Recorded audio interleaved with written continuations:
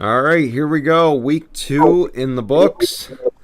Mm-hmm. And very interesting few weeks of football so far. Very interesting week in basketball, too. One I didn't think we saw coming, especially No, this not at close all. to the start of the season.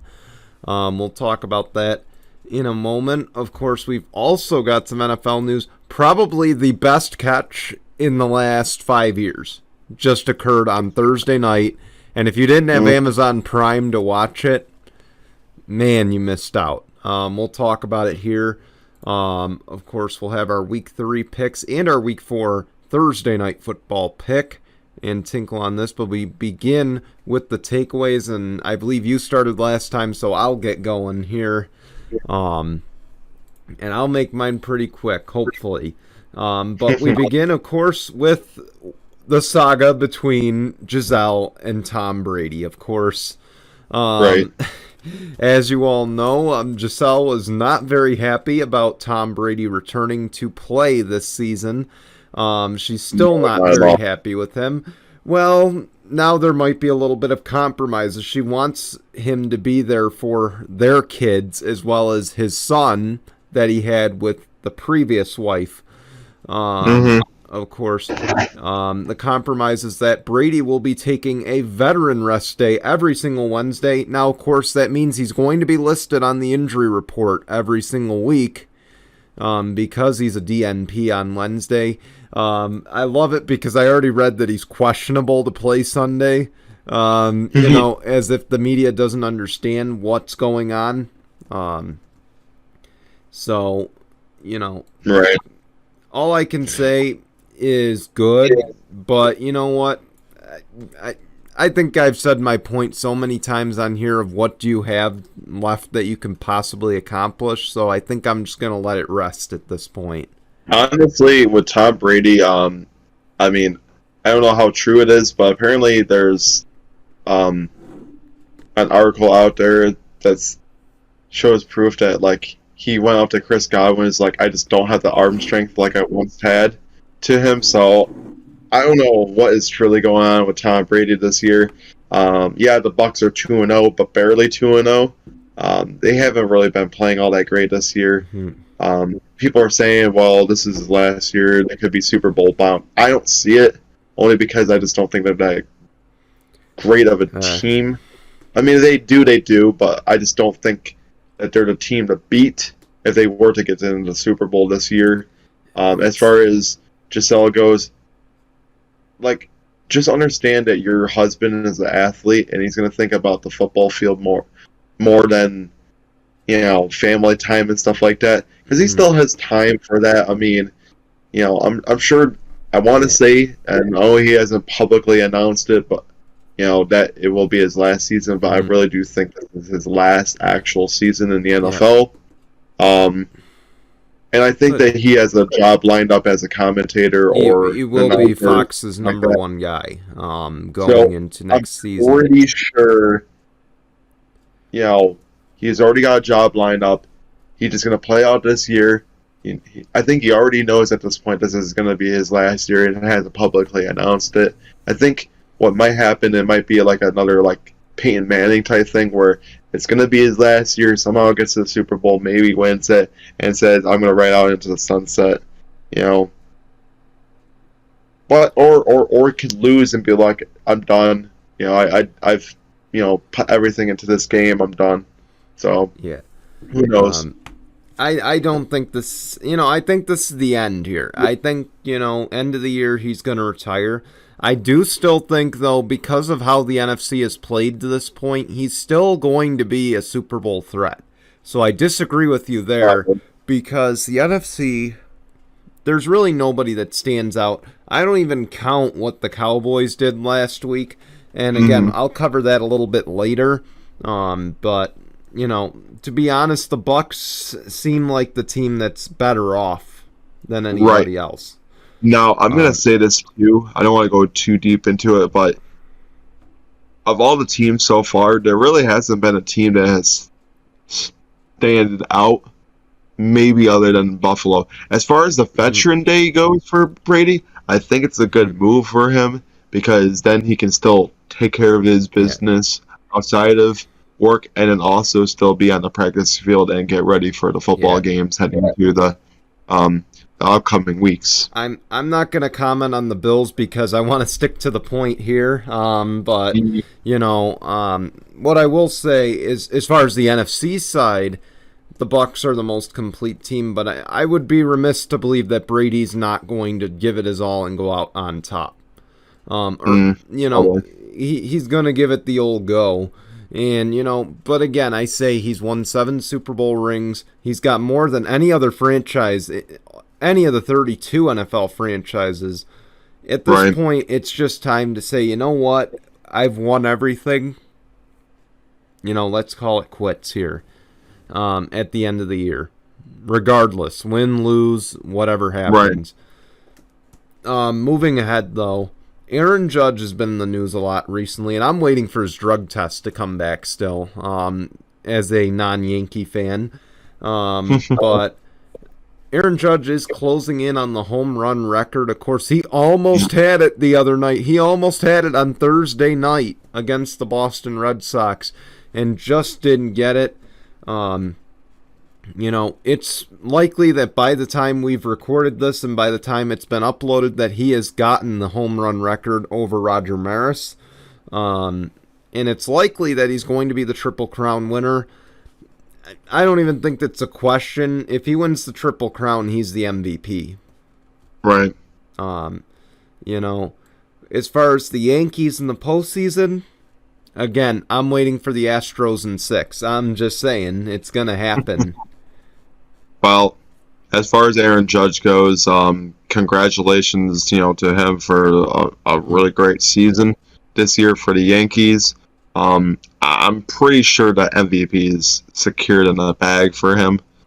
Maybe being a Triple Crown winner would mean that it's gonna happen, but I'm pretty sure with the kind of season that he's put together this year, he's secured the MVP at this point, so I don't think there's any doubt in my mind that he's going to win it. I'm waiting for the drug test to come back, because how do you go from decent slugger, not really in the MVP race, to, hitting well over 300, hitting 60-plus home runs and 150-something RBIs, okay? How do you go from flying under the radar to that in 1 year in baseball? And again, with the steroid crisis in baseball, I'm sorry, I'm always going to question it. So, who knows? Bet the MLB drug tests him at the end of the year. I can bet that. And they're going to drug test him probably a total of 3 or 4 times. So, get ready. But I'll come back negative. Yeah. Can I just say this? With the third point, 13 sacks in 2 games is unacceptable. And Joe Burrow has been sacked 13 times and lost to the Dallas Cowboys, who have beaten a team with a win percent, with the high win percentage. They finally beat a team that won 10 games last year plus. Mm-hmm. And, of course, that now pushes the Bengals to 0-2. So I guess the question now is it time to sound the alarm? And do you look at last year now as a fluke? So before I really, answer any of those 2 questions, I'm going to say this now. For a team that also worked up on this offensive line to make it better, clearly it's not showcasing that you've made it any sort of better. As far as sounding the alarm, I don't think so. I think it's still early. You have 15 games left in the year. I don't think it's time to sound the alarm just yet, because anything could happen in the season. As far as was last year a fluke, so far it's kind of showcasing. I just don't think this is the same Bengals team. You haven't really seen so much, spark from Jamar Chase so far. You haven't really seen the same Bengals team from last year. I just don't know if Burrow is just, not the same player like he once was last year. I don't know what's truly going on with the Bengals. So far, this has been a very interesting year. if you told me in the beginning of the year that the Browns would be leading that division, I would slap you in the face and say you're silly. But I wouldn't necessarily do that. I mean, I think regardless if Baker or Brissett started, both running back. I mean, they have the best running back duo in the league. I mean, yeah, Nick Chubb is literally the best guy that they have on that, in that whole entire division. Honestly, either one of those two running backs could be 1,000-yard rushers, could be top 10 running backs in the league on their own, and they choose to work together. Right. So, all I'm saying is, I'm not shocked. And then you added Amari Cooper in, who, is still in the prime of his career. Right. So, I'm not shocked. To be honest, even, whether it's Brissett, Deshaun, or Baker, I'm not shocked in the position they're in. And I think Stefanski, again, is one of the better coaches that they've had in many, many years. But going back to the point on Burrow being sacked 13 times, again, unacceptable in 2 weeks. No. Now, I get you played the Steelers week 1. The Steelers have arguably the best pass rush in the game. TJ Watt right there. He's as close to Aaron Donald as anybody else in this league. So, speaking of that, you will have to admit that the Bengals have still been in these games, even though they've been 0-2. All games have been by 3. Unlucky to lose by game-winning field goals. Of course, with the Steelers, even though I think that the Steelers should have lost that game, I think I'm going to make a strong case. I really think that the Steelers should be 0-3 instead of 1-2, but I'll digress on that. As far as the Cowboys game from last week, I just don't think. I think they got an unlucky break there. I think they should have beaten the Cowboys in that game. I think the Bengals really should be 2-0 right now, but they just have had an unlucky break. I'm thinking that they're going to break that, especially when we get to our predictions and stuff like that. I really do think that they're going to eventually turn it around, but as far as sounding the alarm, I think it's too early. As far as a fluke from last year, we do not know yet because there's still a lot of games left in the season to play. So I don't say I would say no and no for both of those answers until maybe week 7 or week 8. Truly, if they're like 0-7, 0-8, then I would say it's time to start sounding the alarm and saying that last year was a fluke. I'm going to sound the alarm earlier than that. Now, here's the thing. I sound the alarm on one thing. That offensive line, atrocious, okay? It's not like the Cowboys' pass rush outside of Micah Parsons is actually pretty good. So, I sound the alarm there. Yes, 13 times in 2 games is alarming. Okay, record-wise, 0-2, it's still doable. 0-3, 0-4... Now I'm sounding the alarm. If they go 0-3, 0-4, I'm sounding the alarm. That's signaling, they got to win out at this point. Now, I mean, they could go on a miraculous run like Miami did at the end of last year. I don't see that happening, though. Last year being a fluke, I mean, it's not, like you said, Burrow's keeping them in these games, so it's not like, it's not like they're losing by 40, 50 every single week. If they were losing by that much, frankly, if there's any team I'm going to sound the alarm on, it's going to be the Indianapolis Colts. Okay? The Colts are in trouble. Okay? This has not gotten enough of media attention, and I'm going to sidetrack here for a second, but this hasn't gotten enough media attention. The fact that the Jags just beat them 24-zip. How did that not get as much attention or as much traction as it has? Like I said, outside of the podcast itself and like our little group chat, I just don't think. I think Matt Ryan has been seriously past. It feels like he's past his prime. Ever since that Super Bowl loss, he has not been the same player whatsoever. I don't think he ever will be. Unfortunately, I think Matt Ryan has long gone his time. I think it's time for Matt Ryan to just hang up the cleats and never play a football game ever in his entire life ever again, because he's just not the same player. Meanwhile, in Washington, Carson Wentz is looking not MVP Carson Wentz level, but he's certainly looking, a lot better than a bridge quarterback. And then Indianapolis Colts fans are looking at that and like, why did we get rid of him in the first place? Exactly. You didn't have to. You just thought, oh, well, he didn't do that all too great last year, so let's go after somebody that was a franchise quarterback, somebody that took a team to the Super Bowl. Mm-hmm. I don't understand the Indianapolis Colts' logic, but I guess they will keep on going every single year with a new quarterback until they find the right one. Yeah. Matt Ryan is the new Joe Flacco of the Indianapolis Colts. If you recall, Joe Flacco was the quarterback for Denver and then got benched for Drew Lock in his first season there. Keep that in mind. Okay. Matt Ryan is in Indy right now, and they have a rookie quarterback sitting right behind him, and Nick Foles. So now you question if do they flip the switch. And the other thing is, I think it's putting Frank Reich on a hot seat, which it shouldn't, because I think Frank Reich's a pretty good coach. I just think that quarterback situation is atrocious. But again, not like Cincy, though. And again, Cincy, I'm sure will find its traction real soon. But with that, I turn things over to you. All right. So my takeaways are a lot of basketball-heavy stuff. I know. Shocker. Quite shocking for somebody that's a Bills fan. Okay, I will say this before I really do get into my takeaways.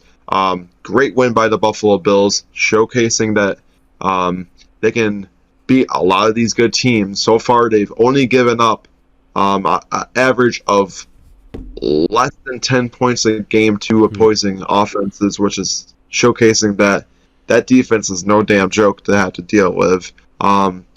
First game was 31-10. Second game was 41-7. Poor Tennessee. I don't think Tennessee is going to be all that great this year. I think everybody has found an answer to Derrick Henry.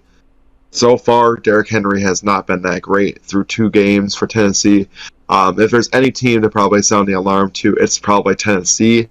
And Ryan Tannehill, all I gotta say is, why are you getting cocky? Because right now, you could be losing very soon. If it keeps on being like this for Tennessee, don't be shocked if you lose your job very soon to Malik Willis. I will say, though, the upside for them is Treylon Burks has looked pretty decent. He hasn't looked terrible to this point. Right. But, yeah, that's all I'll say to that. All right, so that's all the little sidetrack I'll go on, but I'll actually go into my actual takeaways here. This one was a very interesting one. I never would have thought a head coach that was heading into, in his first season, going into the NBA Finals, would be doing something like this. Poor Boston Celtics fans. So, unfortunately, their head coach, Udoka, has been suspended the whole entire year of the 2022-23 season for apparently having an inappropriate relationship with a female staff worker. And because of that reasoning, now they will make assistant coach Joe Mazzulla the interim head coach for the whole entire season. Wow. What a turn of events for the Boston Celtics. A team that has so much promise heading into, year 2 under this coach. Now, the real question is this too much of a distraction heading into the season? And 2, can they be a finals, like a championship team with an interim head coach? Big time distraction. And again, this is a tall task for Joe Mazzulla. This is now his audition to be a head coach at the NBA level. I agree. Whether it's with the Celtics going forward or whether it's with another franchise. Because again, if he can come out of this distraction, he can get, I think if he can salvage, top 3 seed in the Eastern Conference. I think if he could salvage Eastern Conference Finals, it forces them to get rid of Udoka completely. That's very true. This very well looks bad for Udoka going forward, because if Missoula comes out and somehow makes the Boston Celtics one of the best teams in the East, his job is done. He's out of there. Yep. If I'm Brad Stevens, I would say, I'm sorry, you're done. I'm shocked he wasn't canned for that. I'm shocked he wasn't either, but apparently the NBA has gotten to the point where they're just going to suspend it for the whole year and then come back like nothing even happened. And I don't think that's okay at all. And it's looking at you, Adam Silver. You're a pushover as a commissioner, and you think that just suspending him for the year is better than just not getting rid of him to begin with. I don't think it's okay. You should not be having any kind of inappropriate relationship, whether it's a female or a male staff worker. Of course, it's 2022. Anything can happen and be possible nowadays, but it's not okay. There's Me Too, hashtag Me Too for a reason. I don't think it's okay for him to have any kind of relationship like that, especially heading into a season with such great promise. You rather risk your whole entire career for something stupid like that than cheat on your trying wife to too. compete. Yeah, exactly. Instead of competing for a championship, you were like this close in your very first season. I get it, the Warriors were overpowering the Celtics, but you're about yay close to going into your very first year being an NBA champion. Now you're going to throw that all away because of something stupid like this, and you don't even know if you're going to have a job again. Yeah, exactly. So, I shake my head on that one. So a very interesting turn of events for the Detroit Pistons, as Jazz are just cleaning house. They are literally cleaning house. They already got rid of Rudy Gobert. They got rid of Donovan Mitchell. Well, they just got rid of another one. The Jazz are getting rid of Bojan Bogdanovic from their team in exchange for Kelly Olynyk and Saban Lee. Wow, the Jazz just look like a disaster piece heading into that season. The only player that they have that's anywhere close to being good is not Garland, but what the heck was the other former Colin Sexton. That's the only player that might have any kind of success or do something for the Jazz is Colin Sexton, and that's not even guaranteed. Of course, Jazz are heading into the season with a brand new head coach too. If you're looking into the Utah Jazz, they just went from one of the better teams to just being a joke at the NBA, probably fighting for draft capital every single year. I don't know if it's the best move for them, but I guess it's a move that might make sense in the long run to try to rebuild this team heading to the future. I don't have to explain myself on those god-awful, ugly new uniforms for the Jazz. I guess a shitty team for a shitty jersey for a shitty team, As far as my other... More like belongs in the trash. Yeah, no, exactly. I don't know if you got a glimpse of those new Jazz jerseys, Brian, but they are god-awfully worse. I did look them up on one of our shows, and that was just yikes.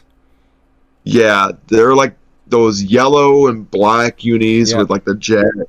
Yeah, just terrible. But if there's any jersey that does look nice heading into the new season, I don't know if you've seen the Cavs' new jerseys.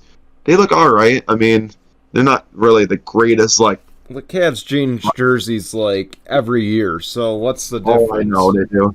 So, in a very not so interesting turn of events, Andre Iguodala will return for his 19th season with the Warriors, but he did state to Steph Curry this will be his last season, though. Mm-hmm. It'd be interesting to see if he can go out with a championship, but I doubt it. I mean, I just don't think the Warriors are going to repeat. I mean, I could be wrong. I think there's so many other teams that are going to be good heading into the season that can compete with the Warriors. I don't think it's a given that they're going to win it all again this year, but who knows? I could be wrong. I'm not going to doubt him. I doubted him. I said their quote dynasty was over, a few years ago, and look at what happened. So I'm just going to keep my mouth shut on them. So we talked about Robert Sarver before, but this time it's actually about selling.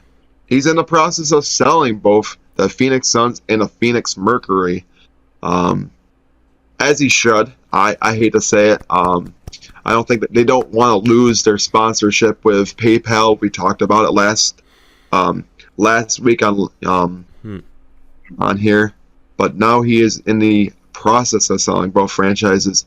Is this a good move, and is it something that needed to be done? Well, first off, I applaud him. He did something that the Clippers owner Donald Sterling was not willing to do himself. So applause to him. He realizes he hasn't necessarily admitted to doing anything wrong, but that's the typical world we live in. Right. But I'm glad that he says, you know what? I don't want to be the distraction anymore. I don't want to be the reason that we lose sponsorship. I'm getting out of this. So kudos to him, at least for that. And the other thing is I think it'll help the Suns long term. I mean, a new face in there, someone who could possibly build this team. And this is a team, again, that will compete with the Warriors this year, probably. Arguably. I think if anything, it might be their last chance because Chris Paul ain't going to be around for much longer. I mean, he's already up there in age. I mean, this is like one of his last chances of even making it, honestly. The Suns are looking to get rid of Jake Crowder, so who really knows what they're going to be doing heading into the season. But as far as the Suns, if they can get rid of that owner there and grab have a new owner, I think it's going to, get rid of that distraction of, having him on a team. I know he's not going to be there for the whole entire year and be suspended, and it was fine. So at least it'll be away from that distraction. I would think that the GM would be the interim owner or the it'll be another share person, because you got to keep in mind now with these franchises you have to have minority owners. So one of them is probably going to step up and take that role. I think it's Larry Fitzgerald. I think he's a minority owner. It'd be interesting to see him buy them. I just don't think he's going to have the money to put together to do it. I don't think so. I'm pretty sure he's a minority owner, if I remember correctly. Of course, with basketball, I know Aaron Rodgers is minority owner of the Bucks, and there's like another football player that's like a minority owner of like one of the basketball teams too. But I'm pretty sure Larry Fitzgerald is like minority owner of the Suns. So it's not it's not Patrick Mahomes, because Patrick Mahomes is minority owner of the Kansas City Royals. Right. So who knows? Yeah, we'll see. That'd be something. It'll be interesting to see who comes out of this. Maybe Jeff Bezos. God, I hope not, because I'd rather he buys the Chargers. But, we'll see what happens. But it's time to take our break, and when we come back, we'll discuss the latest NFL news. We'll also discuss our Week 3 picks, our Week 4 Thursday night pick, and Tinkle on this for the week. So stay tuned. We'll be back in a moment. Let's begin on a positive to start the second half of the show. Not that the first half was negative. Nothing was negative about it. But we do have a negative story in here that I just remembered, of course. But let's begin by weighing which catch was better. George Pickens, or I think that was his name, right? George Pickens? Yeah, George Pickens. Yeah. He made an OBJ-like catch on Thursday Night Football. And again, if you didn't have Prime or NFL Plus, you didn't get to see it. So, of course, he went behind the hand, he scooped it in, and it wasn't a touchdown, but, it was a pretty damn good catch. And, kudos to Trubisky, by the way, for that pass. I mean, a lot. I know Stephen A. today crapped on, or on Thursday or Friday crapped on him and said, "Oh, he's not that good," But looking at that, and again, we were, I believe, early college, end of high school when OBJ made a very similar catch, barely got 2 feet in for a touchdown. So, we've seen it 100 times. We've now seen George Pickens catch. Which one is better in your eyes, the OBJ or the Pickens one? I would still say the OBJ one because he actually caught that with like 3 fingers instead of the whole entire hand. I was going to say because of the 6 points it was better. But I got to say, I give a lot of credit to Trubisky because, again, I just did not think he had that throw in him. So, as impressive as Pickens was, 3 fingers, 6 points, I got to give it to OBJ there. That, hands down, is probably the best catch I've seen in my life. Right there. But Pickens, again, is very, very close on that. So, I will say I think that Pickens can have a great year in Pittsburgh, but I just think that the situation right now is just not a very promising one for them. The QB1 is just an interesting one. We really just don't know. And that's the scary part of the future there. Right. But again, we'll see. Boy, does Jerry Jones like stirring the pot. Jerry Jones came out the other day and said he will not guarantee Dak the starting job when he's healthy. Of course, referring back to Tony Romo and Dak Prescott at the time. Is Jerry Jones just bluffing, trying to get the media swirling, or is he really hinting that it's time for a change? There might be a time for a change because honestly, if you think about it, Dak did have a decent year last year when he was mostly healthy for the whole entire year, but just the way that he has been and that he can't win like the big ones and can't do that, anything. I think it's time to move on, honestly, because especially, I want to consider that Cooper Rush, win one of the greater ones, but he looked a lot better in that game against the Bengals than Dak did against the Buccaneers. So I don't know what to really prove anymore. I want to say he's full of crap, but it wouldn't shock me if Dak doesn't have a job if Cooper Rush continues playing so well. He's a senile old fool that's got a full Depends diaper. And by that, I mean he is full of crap, okay? One game, okay? I'm sorry, I have to get animated here. It was one game, and he legit got carried by a defense that sacked Joe Burrow another 5 or 6 times. See, the same case could be made if, with Joe Flacco playing so well and Zach Wilson being hurt. Do you keep on going with Joe Flacco over Zach Wilson when he gets fully healthy? Same thing could be said. Different.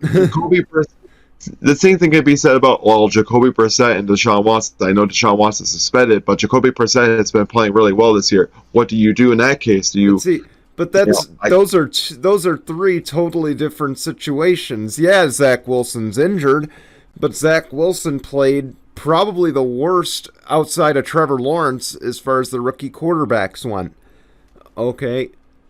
Right. You could argue that. Dak Prescott has played well enough to retain a starting job on any other team in the NFL. It's not like he's playing, he's not playing top 10 worthy, but he's playing good enough to keep his job, but just not good enough to get the Dallas Cowboys to where they need to be. And Cooper Rush, again, it's one game. against a team that's still trying to get their feet wet after, still struggling to find their identity after that Super Bowl loss. So it's not like, it's not like they beat up on the Rams. It's not like they beat up on the Bills. Right. Okay. If they beat up on Buffalo with Cooper Rush, absolutely. I would say, you know what? It's time for a change. But I'm sorry. And you've heard me bash Dak Prescott on this show before, saying that he's not, a top 10 quarterback. He's overrated. But he's still a starting quarterback in my eyes, and he will always, if he keeps playing at the level that he's playing at, he will always be that. Right. All right, now the fun part. If you watch the Saints and the Bucks game, these two just straight don't like each other. I believe one of the memes was Peter Griffin and that giant chicken that constantly get in the fight. That's Marshawn Lattimore and Mike Evans. They just don't like each other. Mike Evans, of course, ran over Tom Brady, Marshawn Lattimore. They're basically talking back and forth to each other. Marshawn's running his mouth, walking up to Brady, and Mike Evans goes in, knocks him right off his feet, which led to a big brawl. Both players ejected. And then, of course, Mike Evans suspended later in the week. Now, Mike Evans, in his post-game press conference, said, "It was Tom Brady. What was I supposed to do?" But the other thing that came out, and I don't know how true this is, based on the sources, but Bruce Arians, who has been on the sidelines as the team president or, director of competition or something, he was rumored to have told Mike Evans to go knock out Lattimore in that fight. So, interesting. What are the thoughts here? Then if that's the case, and I think the NFL should really look into it, Bruce Arians should probably be suspended as well as Mike Evans. I think they got to lose the first-round pick if that happens. I think so, too. You're calling, it's as bad. It's not Bountygate, but it's as bad as that. As far as Mike Evans, saying it was Tom Brady, what was I supposed to do? It's called he's Tom freaking Brady, okay? You jaw off to him, and he's going to put up 40 on you. I was about to say, let Tom Brady, he's a grown-ass man, let Tom Brady deal with his own problems. I mean, I get it, you want to stick up for your teammate, but you don't need to get into a fist fight and get yourself ejected either for no reason. So let Tom Brady deal with his own problems and just keep it as that. Just play the football game. I get it, tensions fly in, division games, but just play football in the end of the day and let Tom Brady deal with his own problems than, going in and punching him for no reason. Yeah. If you just stayed out of it and you played the rest of the game, you probably could have ran the table with Tom Brady. Okay? Oh, yeah. I don't care what you just said about his arm strength in the first half of the show. You keep jawing. The biggest mistake every team makes is jawing off to Tom Brady and, saying, "Oh, we're up 3-20 or 28-3. We don't need to be on the gas anymore." Okay? Two of the biggest mistakes you make against the guy. And as far as Bruce Arians goes, I get the source wasn't really legit, but I will say it sounds like something Bruce Arians would do. Yeah. So, I'm sorry, when the glove fits, if the glove fits, you gotta kind of believe it, right? Yeah. Until it's proven wrong. Have to.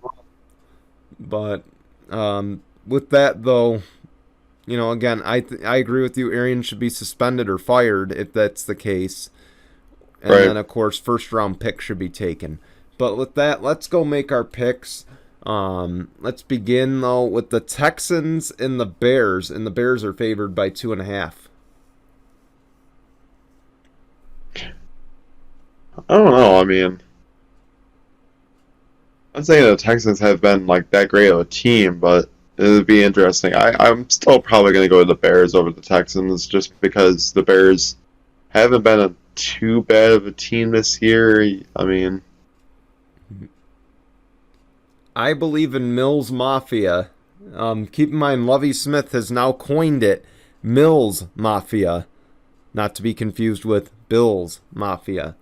So I'm going to go with the Texans in this one. I think they're going to pull off the upset. I just don't think Justin Fields is that good. So on to the next one. Raiders and Titans, both 0-2, looking for their first win. Vegas favored by 2. Oh no, this one's an interesting one. Every time I go with the Raiders, they always lose. So I think this time I'm going to go with the Tennessee Titans. No Hunter Renfrow, and I believe no Darren Waller, if I'm not mistaken. Oh, now you're telling me. Okay, so I'm going to go with the Titans as well. I'm sorry, but I think Henry's going to run over him this game. I think this is where King Henry becomes King Henry again. Chiefs, Colts, I'm not even going to tell you because you already know who I'm picking. Especially with Leonard out on defense. No, I'm seeing it now. There is no recent news on Darren Waller not playing this game. Okay, so it was just Hunter Renfrow then. But, yeah, Chiefs, Colts, I'm not picking. You already know the answer to that one. Oh, Chiefs are going to demolish the Colts. Come on. Jonathan Taylor will have a big game, but that's about it. Yeah, probably. So, Bills, Dolphins, Bills favored by 5 here. I honestly know, your brother has stated that he thinks that the Dolphins are going to get creamed. I think this game is going to be a lot closer than everybody perceives it as. I do think that the Buffalo Bills can probably sneak out the win, but I would not be shocked if the Dolphins win this game. Both teams are riding big momentum entering this game. And, First off, before I make my pick, I just want to give a shout out. I know they don't sponsor us, but K2 Brewing this week. I walked into Wegmans, and of course there was a nice Squish the Fish beer from K2 Brewing, and man, I gotta go find it and try it. But I think that can alone explains what I think's going to happen. I think the Bills are going to win, but I do think 5 points is way too generous for the Bills. Because I think it's going to be a very close matchup. Lions and Vikings. Vikings are favored by 6. I think rightfully so. I know the Vikings played absolutely terrible last week. I say that they're going to get a bounce-back win against the Lions in this game. Kirk Cousins doesn't like the lights. That's why. Yeah, but this time it's not on prime time, so I think it's going to be different there. I'm sorry, but the way the Eagles have played both games, I know I'm going off track, but the way the Eagles played week 1 against the Lions, the way the Eagles played week 2, they're a team that's pretty good in the NFC. They're a team that might just be in the running. Okay. So the fact that the Lions went toe-to-toe with them tells me all I need to know about Detroit. I'm going Detroit in this game. I think they are going to beat the Vikings. It could be possible. Okay. Ravens, Patriots. Ravens favored by 2.5. With the game that they had last week against the Dolphins and damn near almost beating them, I'm gonna definitely have to say the Ravens over the Patriots. Nothing against the Patriots, but the first 2 weeks they have been absolutely showcasing that they're not that great of a team. They barely beat the Steelers last week, so I think Ravens are gonna honestly, I think they go into Foxborough and just beat up on the Patriots. I was going to say, so of course J.K. Dobbins might just be back this week. There's rumors swirling about it. That'll add a whole new dimension to the Ravens game, but I think the Ravens are hungry after blowing that 3-possession lead at the end. I'm going to go with the Ravens. Bengals and Jets. Cincy favored by 6.5. I don't know if I like that they're favorites by so high because this Jets team hasn't, I mean, nowhere near as good as they should be, but there's a reason why Joe Flacco has thrown for 5 touchdowns. He hasn't been too bad this year. I would not be shocked. I'm honestly gonna probably go with the upset. I think that Jets might upset the Bengals here. I'm going to have to agree. I mean, Robert Saleh builds up a good defense, and that's the main reason why. I just don't think that offensive line can protect Burrow. Something tells me we're going to be talking next week 18 or more sacks on Joe Burrow. I do think, though, it'll be a 3-point game once again, and the Bengals will drop to 0-3. Because I hate to say it, Joe Flacco knows a thing or two about going up against that division. And yeah, just saying. So I look at this point spread for this next game, and I'm telling you, I'm not buying it. Eagles Commanders, Philly favored by 6.5. I think it's a little too high of a point spread. I will say the Eagles are going to win. I just don't think that it's going to be by a touchdown. Eagles are going to win, but I'm going to tell you right now, Carson Wentz is going to ball out this game. I was going to say, I'm telling you, he is hungry. Through 2 games, 650 yards and 7 touchdowns. Yep. That's insane. I'm telling you, you think he's balled out to this point in the year? You just wait, because I think he's going to have a career performance against the Eagles. Oh, yeah. I mean, it would be cool to see the Commanders win, because if they do win this game, they get the division lead. In the not-so-wise words of Baker Mayfield, he's going to fuck them up. Okay? But anyway, Saints-Panthers, Saints favored by 2.5.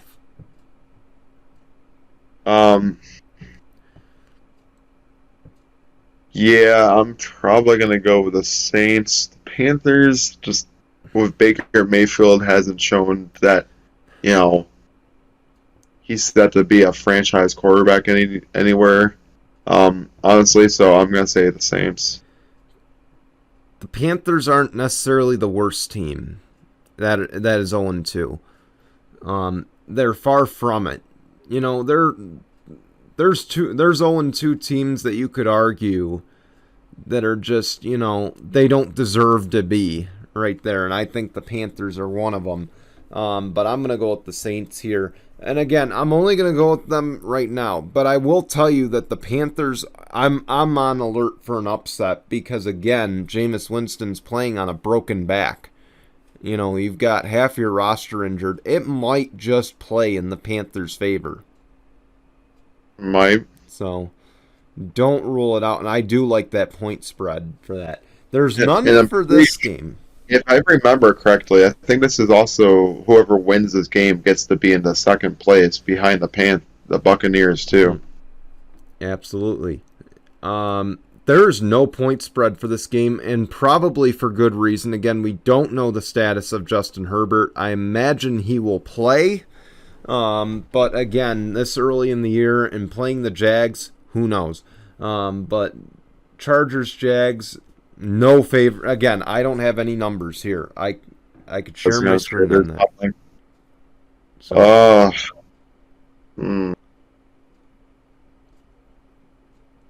I mean, of course, it also depends on if Justin Herbert's going to be playing in the game at all. But after the performance that the Jags had, it wouldn't shock me if the Jags somehow pull out the offset here and go to 2-1 and win 2 games in a row for the first time since 2019. So, but ultimately, I think I'm going to go with the Chargers over the Jags. I still think that the defense is going to honestly help them out in this game. I was about to say, the one thing that really fell under the radar in that loss is the fact that the Chargers defense ran that game against the Chiefs. Okay, the Chargers defense dictated a lot in that game against Kansas City. So that said, if the offense can get going, if Keenan Allen, the other question is going to be if Keenan Allen plays. That's going to be another big factor in all this. But regardless of who's starting, I think the Chargers are going to pull this one out. I think it's just a matter of if it's going to be one score or two scores with who's starting. Here we go. Rams Cardinals, my mistake. Rams favored by 3.5. I don't like it. Cardinals always seem to give the Rams a tough time. So I'm honestly going to go with the upset. I'm going to say the Cardinals beat the Rams. I might have to double in on that. I mean, they barely made it out against Atlanta last week. You know, I just don't necessarily buy the Rams just yet. I think they're still trying to figure things out. So I'm going to go with the Cardinals. Here we go. Falcons, Seahawks. It's even on the line. And guess what? This might be the sloppiest, the worst game of the week, but it's the game of the week, I think.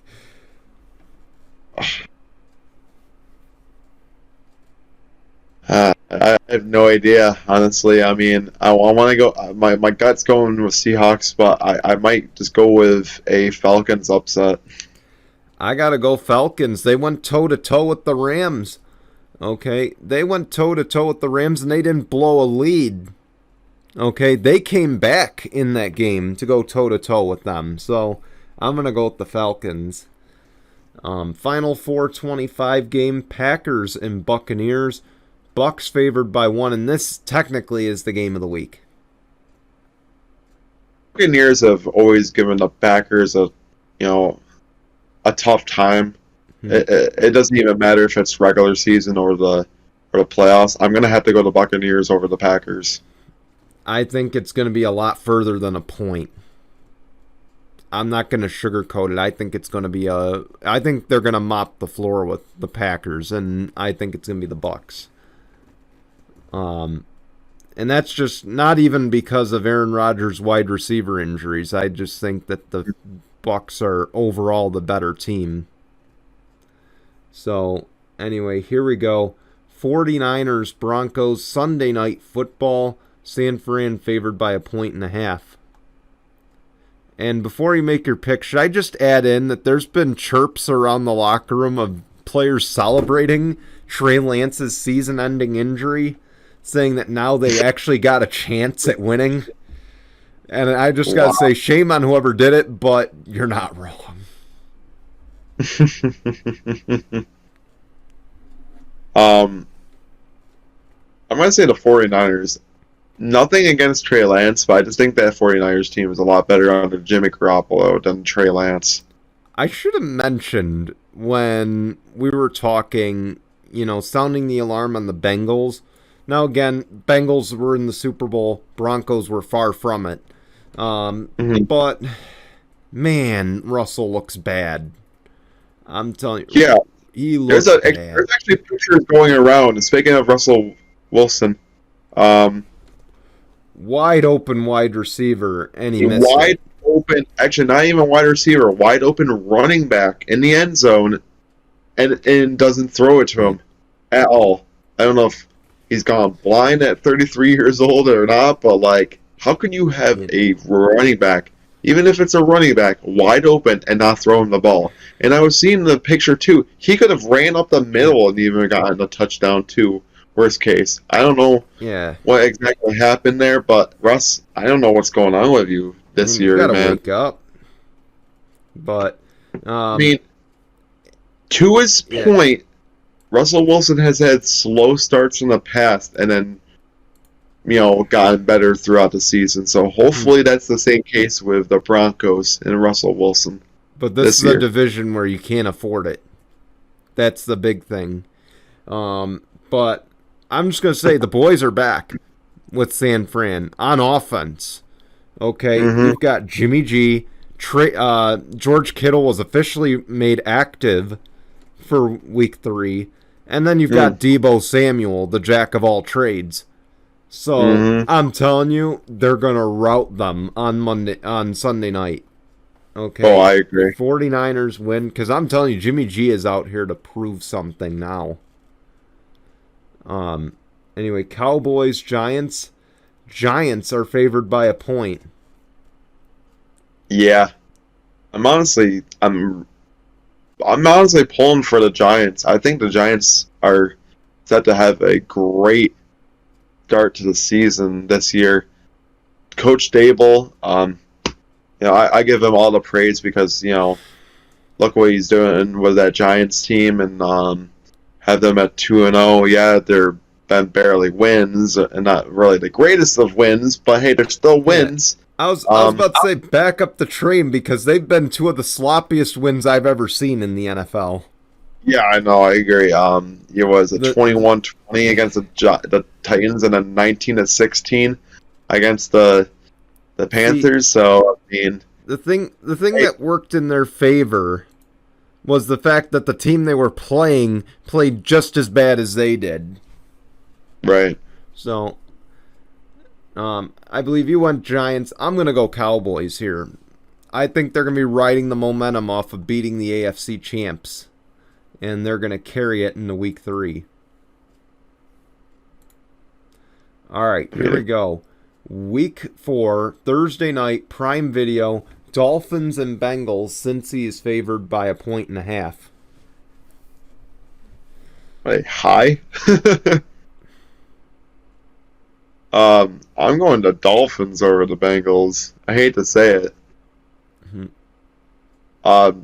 Dolphins might not have the greatest defense in the world, but they still have a decent defense to combat the Bengals, especially with Melvin Ingram and everybody else on that pass rush.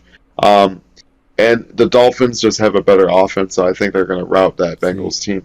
The Bengals are going to look at week 2 and say, man, we let this one get away, because I think they're going to dig themselves into an 0-4 trench to start the season. I think so too.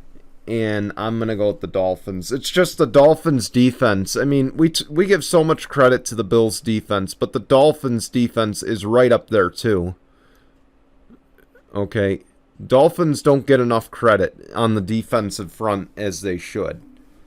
Right.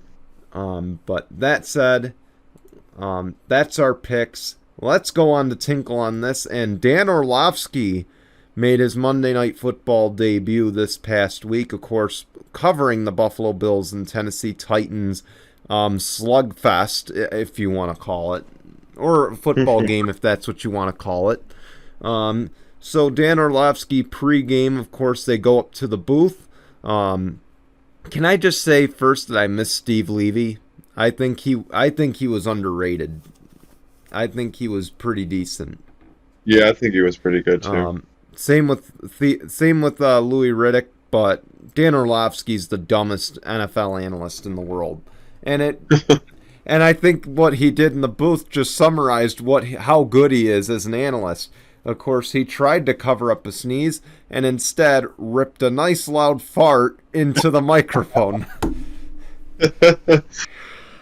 I just don't know how the hell that's even possible to do, but I mean, hey. A few days later, his excuse? Too much blue cheese. Boy, you really want to upset Bills fans. First, you pick the Ravens. I was gonna say, right? I mean, shoot, you don't want to piss off the Bills fans even more, especially being in Buffalo. Don't be blaming it on Buffalo wings or anything like that, Dan. Come on. And for that, yeah, tinkle on this, man. Come on, that is a weak excuse, man. But all right, that's it. That's all we got. But Jason, what's coming up on No Final Bell? So, of course, we've had 5 title matches on Dynamite Grand Slam. Crazy. Congratulations to the Acclaimed. They are finally the tag team champions. Congratulations to Chris Jericho as he won another world title. It's number 8 for different promotions. World Championship ROH, which is owned by Tony Khan. He is also the owner of part owner of the Jacksonville Jaguars. He is owner of All Elite Wrestling and also owner of ROH. So he has his hands in a lot of pots there. And also congratulations to Jon Moxley for becoming the AEW World Champion yet again. So we'll be talking more about Grand Slam, and of course heading into the road to Full Gear. As far as that was coming out of turn 4. Well, they're racing this weekend at Texas. Yeah, sorry. Until they bulldoze the track. I'm sorry, not even bulldoze it. I mean, like, throw some dynamite sticks in there and implode it. It's always going to be Texas. Jason, you'd have to watch the racing there to know why it's called that. It's literally a 1.5 mile track. They put this PJ1 substance on the outside groove of the track to try to make it 2-lane. Right. And instead what it's become is an ice rink out there because it's permanently stained the first and second turn. And if you go up there, you're going to basically smack the wall. There's no in between. So, right. Texas is this weekend.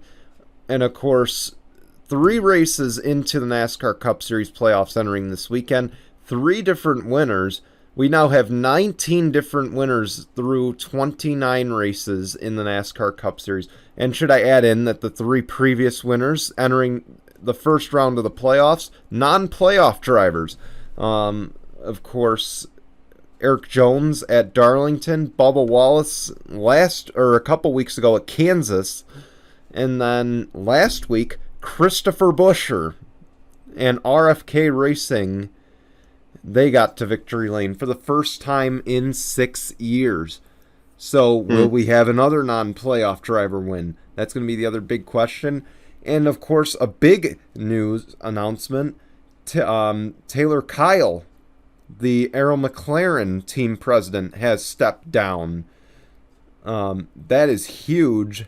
And, of course, replacing him will be Alexander Rossi's crew chief. So we'll be talking that, along with some other silly season news. But That's all coming up on Out of Turn 4 this week. Tuesday, 5 p.m. Eastern on YouTube, Facebook Watch. No Final Bell, 5 p.m. Eastern. Wednesday, YouTube and Facebook Watch as well. And then we are back here next Sunday. So we hope we will see you then. Until then, goodbye everyone.